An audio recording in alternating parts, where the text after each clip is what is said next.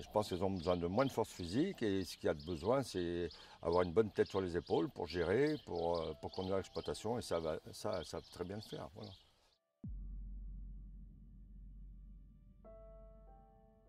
Vous êtes-vous déjà demandé à quoi ressemble la vie à la campagne? C'est notre cas. Nous sommes un groupe de jeunes réunis pour l'association Concordia. Nous avons décidé d'aller droit au but et de rencontrer directement les producteurs locaux de Saint-Germain-de-Salles, afin de leur demander ce que cela fait de vivre ici avec ce mode de vie et comment ce milieu rural a changé avec le temps et les différents contextes. Rejoignez-nous dans notre aventure de découverte pour trouver les réponses à nos questions.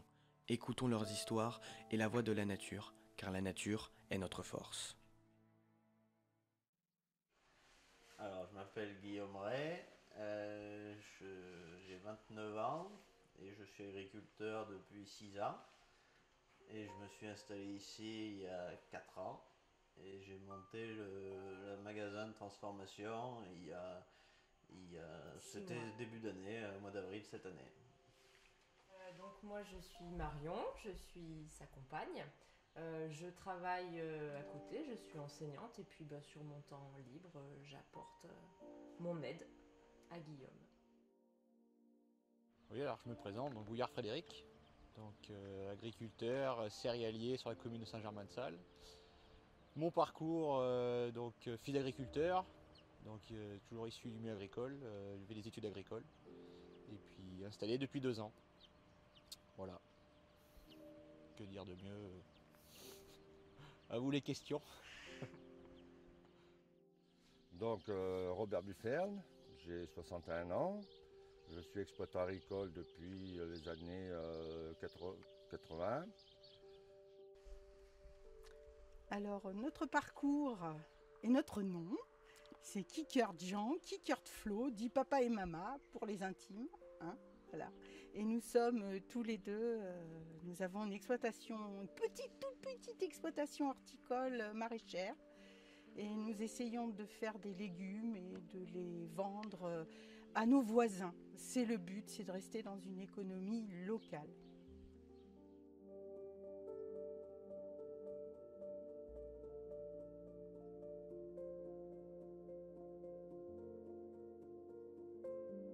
Alors à quoi ressemble la vie dans les champs? Déjà on est tranquille, on est coupé un peu du monde de la ville, surtout avec ce qui est arrivé, les conditions sanitaires et tout ça, on a moins été impacté que dans les villes. Et puis le calme, la sérénité. La vie dans les champs, depuis toujours, pas facile. Pas facile ni dans le monde actuel, ni avant, ni je pense dans le futur. Mais bon, ça évolue doucement et je pense qu'avec le temps et un peu de réflexion, je pense qu'on pourra faire quelque chose de plus simple et de différent. Voilà. La vie à la campagne, on est libre, on n'est pas emmerdé par les voisins. En général, les voisins sont sympas parce qu'ils sont à peu près comme nous. On aime la nature, on aime voir les animaux, voir les cultures qui changent, c'est jamais la même vision. Les cultures changent de couleur, donc la vie change de couleur aussi. Bon, est-ce que ça a changé avec le temps mon métier? Ah oui. En 40 ans, on a connu. Moi, j'ai été à l'époque charnière où c'était encore mécanisé, mais on faisait beaucoup de travail à la main. On a connu moi, j'ai connu une évolution rapide vers la toute mécanisation, quoi. C'est qu'aujourd'hui, tout se fait avec des tracteurs, avec des machines sophistiquées, même en élevage. Hein, on cure plus la brouette, plus avec des chaînes de curage, c'est des pailleuses, c'est des stabulations. Donc mon métier a bien changé. Mon métier avec le temps, on peut dire que ça a évolué niveau machinisme, ça a évolué niveau technique, ça a évolué aussi avec le climat, il faut dire aussi. Quand on écoute les anciens dire et de mon temps et t'as pas connu et tout ça, on se rend bien compte que tout a changé. Après, ça fait que, on va dire, 10 ans que je suis dans le métier. Donc dire en 10 ans que ça a évolué, oui et non. Après, on voit surtout, quand on parle surtout avec les anciens, avec ceux qui ont un peu d'expérience, on voit que ça a changé. Qu'est-ce qui a changé avec le temps? J'ai vu évoluer, parce que je suis plus tout jeune, pas mal de choses. La petite enfance, j'ai le souvenir de mes parents qui m'ont expliqué que c'était très très dur. le modernisme est arrivé, a soulagé énormément les choses. Et avec justement les bonnes choses et les moins bonnes. Et il y a un retour actuellement, une réflexion de pas mal de gens sur que doit-on faire? Est-ce qu'on peut mieux faire? Et je pense réellement que si tout le monde réfléchit à ce problème, ça peut bien avancer, très très bien avancer et dans le bon sens. As-tu quelque chose à dire, ma Flo? Au niveau de Dame Nature, bien évidemment, parce que on n'a pas parlé de quoi, ni d'où, ni comment. Oui, au niveau de la terre, on a du boulot, tous les uns les autres, que ce soit vous, moi, et je pense que on peut y arriver. Tout le monde dit waouh, on n'a plus que 5 jours avant que la terre soit morte. Non, faut pas dire ça pour nos gosses, quoi. Enfin, je veux dire, ils sont l'espoir de notre futur et la base, c'est ça, le jardin, la terre, la vie. Voilà. Et on peut y arriver. Yes. Travailler en famille, oui. Mon père est toujours sur l'exploitation, ma mère est en retraite. Après, dans le milieu agricole, ça a toujours été familial depuis toujours. Hein. Ça a toujours été l'entraide, les amis, les voisins. On s'entraide toujours, même si au jour d'aujourd'hui, avec le matériel qu'on a, et disons qu'on utilise beaucoup moins de main-d'œuvre qu'il y a 50 ou 60 ans, quoi. Les conditions de travail ne sont pas les mêmes. Tout évolue, comme on dit tout à l'heure, tout évolue. Moi, je travaille avec mon père, oui, sur l'exploitation. On a 2 exploitations distinctes, mais on travaille ensemble pour tout ce qui est matériel et puis on s'entraide. Et puis, bien sûr, j'ai ma conjointe qui m'aide à son temps libre sur l'exploitation et au magasin surtout. Et ta maman aussi. Et ma mère aussi, de temps en temps. Parce que du coup, voilà, le magasin. C'est une entreprise familiale. C'est vrai que les horaires, c'est assez contraignant en fait, parce que le fait qu'on ouvre le magasin 2 jours par semaine, quand il faut être dans les champs, on peut pas être à 2 endroits en même temps. Donc voilà, on se répartit la charge. Qu'est-ce que je produis? Donc j'ai une production classique du secteur Val-de-Sioule, puisqu'on est dans le secteur Val-de-Sioule, nous la Sioule est à 200 mètres d'ici. Donc moi je fais les cultures standards, c'est-à-dire du blé meunier, je fais de l'orge, je fais du tournesol qui est derrière moi, je fais du maïs et du colza. Alors, je produis que des cultures déjà. Donc, je produis du colza, du blé et du maïs. Alors, le blé, il y en a 2 différents. Il y a le blé tendre qui sert à faire la farine, donc farine blanche, farine complète. Et il y a le blé dur qui, lui, sert pour faire les pâtes. Le colza, lui, est transformé en huile. Et le maïs, pour le moment, est vendu en coopérative en maïs amidonnier pour faire de la semoule de maïs, enfin, un peu de tout après. Les gens viennent directement en nous appelant. Allô la Flo, allô Jean, est-ce que tu as des légumes cette semaine? En général, c'est des gens qu'on connaît et on marche sur un territoire tout petit, extrêmement local, comme je le disais tout à l'heure, pour que les gens ils viennent, à la limite, ils viennent avec nous dans le jardin, ils nous aident à cueillir. Une cliente hier qui a appelé, qui a dit « Oh, je veux des haricots ». J'en lui dis « C'est long à cueillir les haricots ». « Je t'aiderai, il n'y a pas de souci ».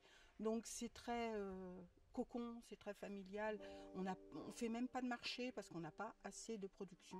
Et c'est juste les gens qui connaissent dans le coin et on fait pas une pub. Voilà, c'est pas le but, quoi. C'est vraiment très petit, très tout mignon. Voilà, c'est pas gros du tout. Alors les productions sur la ferme, donc essentiellement des céréales. Donc de l'orge, du blé, du maïs, du tournesol. Et depuis 2 ans de la luzerne. Pour justement pallier un peu à ce manque de culture sur mes sols. Et également l'atelier élevage, des volailles en label rouge d'Auvergne, avec le partenariat de Force Centre, la fabrique d'aliments locale. Et le village de Saint-Germain, il n'a pas changé, je trouve qu'il est toujours dans son jus. Et puis on retrouve, grâce à des nouvelles personnes qui font entre autres de la farine, là, qu'on a rencontré, avec qui tu as parlé, Monsieur Ray, là, on est toujours dans cet esprit meulerie. C'est-à-dire que Saint-Germain, c'est un village où on broie le blé, où il y a du meunier. Depuis la nuit des temps, nous, notre maison en est un témoignage, parce qu'on a un pigeonnier, donc il y avait des pigeons, bien évidemment. Ils avaient de quoi les nourrir avec le blé. Mais en plus, le pigeonnier, il y avait le four à pain que vous avez testé tous ensemble autrefois. Et les gens faisaient eux-mêmes leur pain grâce à la multitude de champs de blé, d'épeautres, de tout ce qu'on veut depuis pas mal de temps, qui est dans la commune de Saint-Germain-de-Salles. Donc c'est vraiment un village de meuniers à la base. Voilà. La passion est venue avec le temps, je pense, pour moi, voilà. Au début, je ne sais pas si je devais faire agriculteur ou pas. Tout doucement, je suis rentré dans le métier, j'ai appris à le découvrir, j'ai appris à l'aimer. Et puis aujourd'hui, c'est vrai que ça devient une passion, c'est difficile de s'en passer. Ah non, être dehors dans les champs, m'occuper de mes cultures et même maintenant transformer mes cultures, c'est vraiment une passion. Ouais. Je pourrais passer toute la journée, tous les jours à faire ça, sans problème toute l'année. Et toi? Non, bah voilà, après, j'aime beaucoup mon métier à côté, mais je suis contente aussi quand je peux rentrer, aller dans les champs, enfin, être dehors aussi, quoi, parce que c'est vrai que c'est ça qui est super intéressant. Puis il y a cette liberté, ce qu'on disait tout à l'heure, c'est quand même super de se lever le matin et d'avoir le choix, en fait, parce que c'est ça. Voilà. C'est lui la passion, parce que moi, voilà. Ah, la passion. Bon. Ben, moi, la passion, c'est la terre. La terre. Je crois que je suis né dans la terre. C'est pas possible autrement parce que j'adore sa structure, son odeur, et je pense que au niveau de l'agriculture, actuellement, ils ont perdu ce petit quelque chose. Se mettre à genoux et sentir la terre. Ça, c'est quelque chose vraiment qui est indispensable. Cette connexion avec tous les éléments qui viennent de la terre, que ce soit la terre par elle-même, les insectes et tout ce qui pousse au-dessus. Ça, c'est être... et se sentir bien au milieu. Ça, c'est une chose inestimable. Je pense qu'il faut le connaître. Est-ce que j'ai des ennemis? C'est une très bonne question, ça. Alors le Covid, oui, c'est l'ennemi de tout le monde, le Covid, hein, ça c'est sûr. Ça a déréglé l'économie, ça a déréglé la vie des gens. Alors nous, dans notre campagne, comme je dis, on a été du bon côté de la barrière parce qu'on n'était pas enfermés. Moi, j'ai continué à faire mon travail, malgré que je ne puisse pas faire tout ce que je voulais à côté. Mais bon, rien ne m'empêchait d'aller sur mes terres, rien ne m'empêchait d'aller soigner mes vaches. Donc on a vécu le Covid différemment que ceux qui sont en ville, hein. Et puis moi, j'étais chez moi, j'étais dehors, hein, donc voilà. Mais c'est vrai que ça a été contraignant pour les activités annexes, les relations professionnelles et tout, c'était compliqué. Je dirais les plus grands ennemis, surtout la météo. On ne contrôle pas la météo, surtout dans mon métier. Il y en a qui vont vouloir de la pluie, d'autres du soleil. Si tout le monde pouvait commander le temps, ça serait plus compliqué. Ah, j'adore cette question. J'adore cette question. Je suis l'exemple vivant depuis quelques années, de pouvoir produire dans les jardins sans pesticides et autres. Ce qui est maintenant une obligation européenne, comme quoi les pesticides sont interdits dans les jardins des particuliers. Ne vous inquiétez pas, messieurs, dames, c'est réalisable, c'est possible. Ne soyez pas traumatisés, c'est possible. Et vous verrez, le goût des légumes sont différents. Et bon, non, mais c'est pas la question. Il t'a demandé si au niveau des générations... Oui, futures. donc les générations futures, ne soyez pas traumatisés non plus. C'est quand même du travail, mais vous pouvez le faire et je suis sûr qu'ils le feront pour leur bien-être et pour le bien-être de leurs enfants et de leurs arrière-petits-enfants. Moi, je trouve pas qu'il y ait un engouement particulier dans les jeunes que je rencontre et que je connais. On est obligé énormément de travailler sur cette connaissance. Ils se doutent même pas qu'ils ont la possibilité de faire eux-mêmes leur jardin, qu'ils ont la possibilité même sur un balcon, de faire pousser 3 tomates. Non, c'est plutôt des générations plus âgées, c'est des trentenaires, des quarantenaires. La jeunesse, je trouve pas. Il y a un gros travail de com à faire là-dessus, à mon avis. Voilà. Alors la nouvelle génération, on voit des jeunes qui sont quand même intéressés, qui viennent nous voir dans les champs, qui viennent nous filmer, qui viennent, disons qu'on voit par rapport à YouTube, il y a beaucoup plus de personnes qui font des vidéos pour présenter son métier, pour présenter le métier d'agriculteur tout simplement. Et on voit la jeunesse s'intéresser un petit peu plus à ce métier. On est moins montré du doigt que certaines générations. Et le futur de l'agriculture, je pense qu'on est à un tournant aussi, hein, parce que On voit arriver de plus en plus de nouvelles technologies, hein, c'est-à-dire les GPS embarqués, les caméras de travail sur les outils, les robots, hein. Donc je pense qu'on va avoir une agriculture plus technologique pour moi. Il y aura une culture qui auront des outils très performants, peut-être voir se diriger tout seul, hein. On en voit déjà en maraîchage, des petits robots, tout ça. Donc ça, on le verra certainement en grande culture. On a déjà des appareils qui permettent de cibler les zones à traiter, qui sont capables de traiter telle zone, d'arrêter telle zone. Donc on va avoir une évolution vraiment importante sur le matériel. Eh bien, nous, on voit, avant, quand on avait 20 ans, on avait de l'ambition. Ah, quel beau mot, l'ambition. Alors, il fallait avoir le plus beau camion, il fallait avoir la plus grosse structure.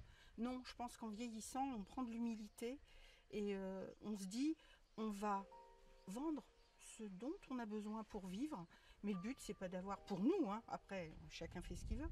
Nous, le but, c'est pas d'avoir la dernière piscine à la mode, on s'en tape grave. Nous, ce qu'on veut, c'est arriver à être cohérent entre ce qu'on dit, ce qu'on fait et ce qu'on est. C'est une cohérence de vie. Partir sur cette terre en disant, bon, mes gosses, ils sont pas trop mal élevés, ils respectent les autres. Oui, c'est bien, ils aiment un peu les autres. Ouais, c'est bien. Mes petits-enfants, bon ben c'est un travail à venir. Et moi, quand je partirai, ben, je serai clean. Dans ma tête, pour moi, à mon niveau. Voilà. C'est beau ce que tu dis. Oui, non, mais je sais. Ah bah ça c'est sûr que clairement les agriculteurs sont partie prenante de toute cette biodiversité en fait, de tous les écosystèmes qui sont autour de nous. C'est vrai qu'en ce moment c'est des questions, et depuis un moment, qui sont quand même pas mal d'actualité. Ah ben la nature, c'est nous. On est la nature. Qu'est-ce qu'on se sépare de la nature? C'est ça, tout arrive de là. Je ne veux pas parler du jardin originel, mais quelque part, si. C'est quand on se coupe de la nature qu'on n'est plus... Moi, la nature, c'est nous. Nous sommes la nature. Au même titre que l'herbe, au même titre que le chien, au même titre... Moi, je me sens partie intégrante de Mère Nature.